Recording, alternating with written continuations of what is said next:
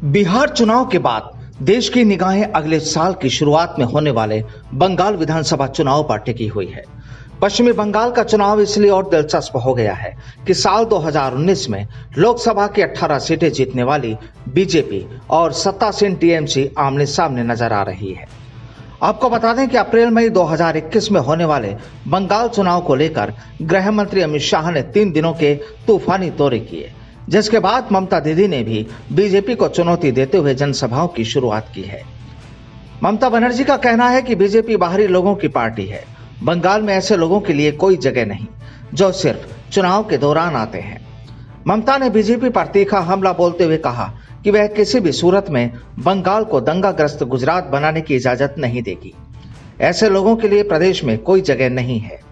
गृह मंत्री अमित शाह पर निशाना साधते हुए कहा कि देश के गृह मंत्री सीमा की समस्याओं को सुलझाने की बजाय बंगाल में आदिवासियों के घर भोजन करने में व्यस्त हैं। देश की सरहद पर हालात सही नहीं है, फिर भी अमित शाह चुनाव में इतने व्यस्त हैं। वहीं पश्चिमी बंगाल बीजेपी अध्यक्ष दिलीप घोष ने तृणमूल कांग्रेस पर आरोप लगाया है कि वह राजनीतिक आतंकवाद पर उतर आई है।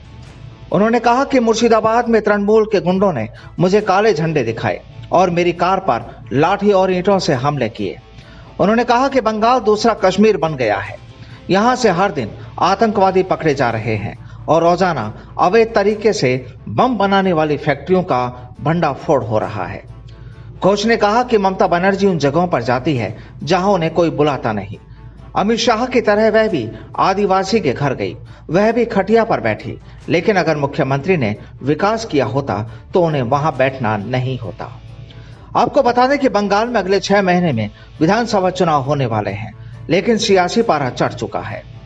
मां, माटी, मानुस का नारा देने वाली ममता बनर्जी को बंगाल की जनता ने पिछले 10 सालों से सत्ता दे रखी है, लेकिन ममता के सामने उस छवि को बनाए रखने की चुनौती है और बीजेपी के लिए यही सबसे बड़ा हथियार।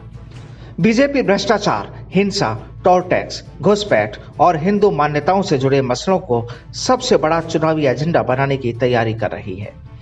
बीजेपी का मानना है कि आंदोलन के रास्ते सत्ता तक पहुंचने वाली ममता बनर्जी चुनाव जीतने में तो कामयाब रही है, लेकिन बंगाल का दिल नहीं जीत पाई।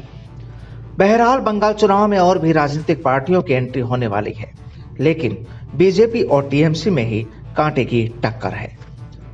Bureau report, the fact India.